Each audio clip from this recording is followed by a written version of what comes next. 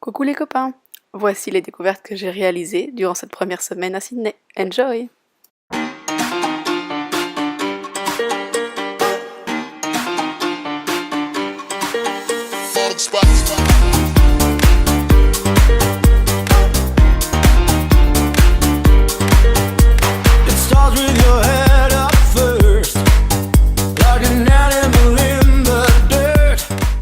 Le Queen's Victoria Building est sans doute le plus beau centre commercial de Sydney. Il est de style victorien.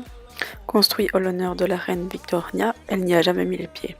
Il y a près de 200 boutiques sur 5 niveaux. Les architectes ont dû résoudre un problème majeur, étant donné que le niveau de la rue de la York Street et la George Street sont différents de quelques centimètres et qu'ils ne pouvaient pas construire de marche à l'intérieur du bâtiment pour laisser passer les chariots roulants. Ils ont simplement réalisé un sol qui n'est pas plane, il est en pente. Ce qui provoque de petits désagréments quand il faut nettoyer à l'eau. Et voici le gigantesque sapin Swarovski installé depuis avant mon arrivée, c'est-à-dire avant le 5 novembre.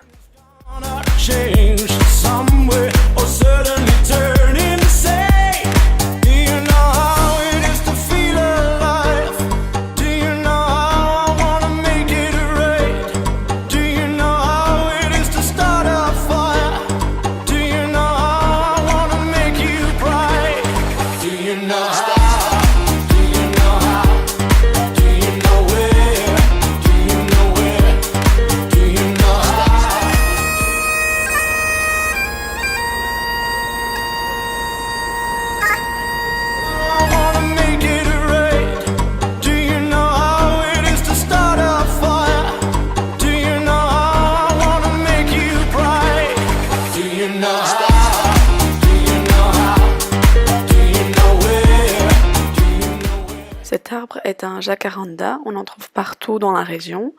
Il est particulier car il fait d'abord des fleurs mauves et ensuite il fait des feuilles.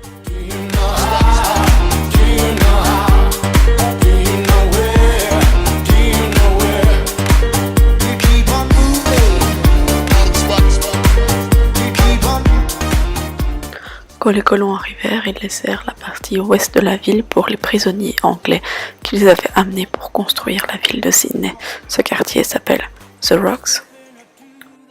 C'est la partie la plus ancienne de la ville, l'ancien quartier populaire.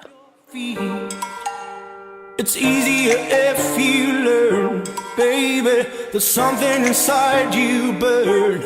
Do you know how? Do you know how? Do you know where? Do you know where? J'ai appris au musée The Rocks que le mot kangourou provient du dialecte aborigène et que c'est grâce aux colons que ce mot s'est répandu dans tout le monde.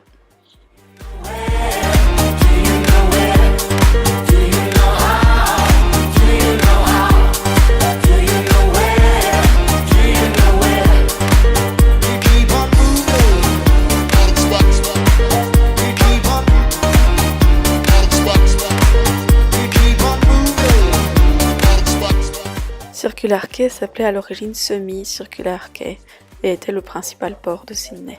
C'est de là que partent la plupart des ferries vers les autres plages de Sydney.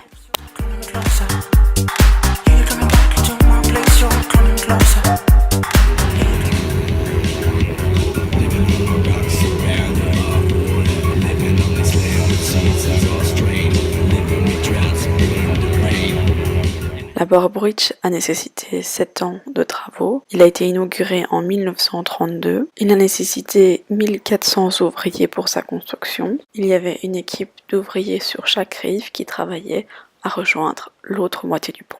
Par contre, l'Opéra est un édifice beaucoup plus récent. Il a été terminé en 1973.